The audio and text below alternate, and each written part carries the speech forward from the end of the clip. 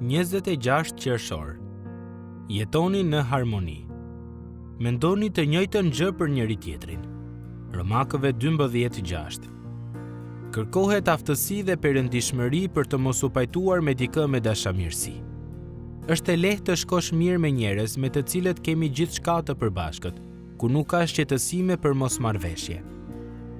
Por të jetosh në harmoni me njerëz që duken ndryshe dhe që jetojnë ndryshe nga ne, kjo është një shenjë e vërtetë e pjekurisë së krishterë. Prandaj, pritshmëria e apostullit Paul është që ne si të krishterë të bëjmë përpjekje për të bërë pikërisht këtë.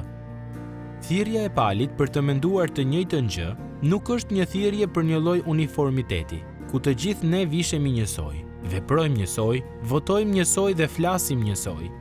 Në të vërtetë, kisha në Rom ishte me siguri një grup i larmishëm njerëzish, me prejardhje dhe dhunti të ndryshme. Pauli theksoi se këto dallime nuk duhet të bëheshin burim darjeje ose turpi.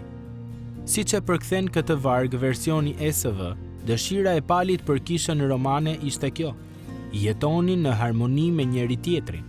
Në të njëjtën mënyrë, ai u bëri thirrje edhe Korintasve. Nëpërmjet emrit të Zotit tonë Jezu Krisht, që të flisni të gjithë të njëjtën gjë dhe të mos ketë përçarje ndër ju, por të jeni në përkim të plot me të njëjtën mendje dhe me të njëjtin qëllim. 1 Korintasve 1:10. Ungjilli nuk i fshin dallimet apo mosmarrveshjet tona. Në fakt, uniteti që populli i Perëndis përjeton në gjërat kryesore, në ungjillin e Krishtit dhe në të vërtetën e fjalës së Tij, na liron të pranojmë dallimet dhe mosmarrveshjet tona për çështje dytësore.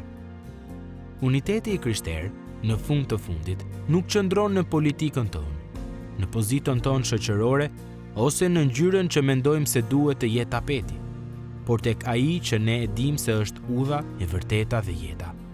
Gjoni 14:6. Fatkeqësisht, kishat mund të shpërqendrohen nga mosmarrveshjet e tyre dhe të krishterët mund t'i lartësojnë shumë shqetësimet dhe parapëlqimet e tyre personale.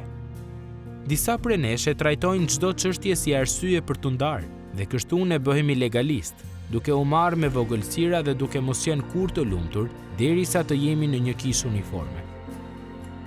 Disa prej nesh kanë të vështirë ta bëjnë një çështje të caktuar, pikën mbi të cilën do të qëndrojnë dhe për të cilën të mos bëjnë kompromis, dhe kështu ne bëhemi liberal teologjik, duke lejuar që të vërtetat qendrore të ungjillit të bëhen të negociueshme.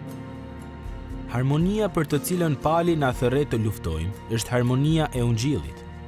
Ne duhet të njohim veten mjaft mirë për të dalluar nëse jemi të prirur për t'u bërë legalist apo liberal.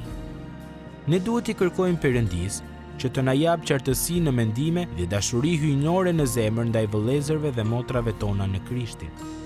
Pastaj, ne duhet të kalojmë disa çaste duke shqyrtuar zemrat tona dhe duke parë nëse ka ndonjë me të cilin nuk jemi dakord dhe të ndërmarrim hapa për ta nxitur dhe jo për të prishur harmoninë e ungjillit për të cilën Krishti vdiq që ne ta përjetojmë.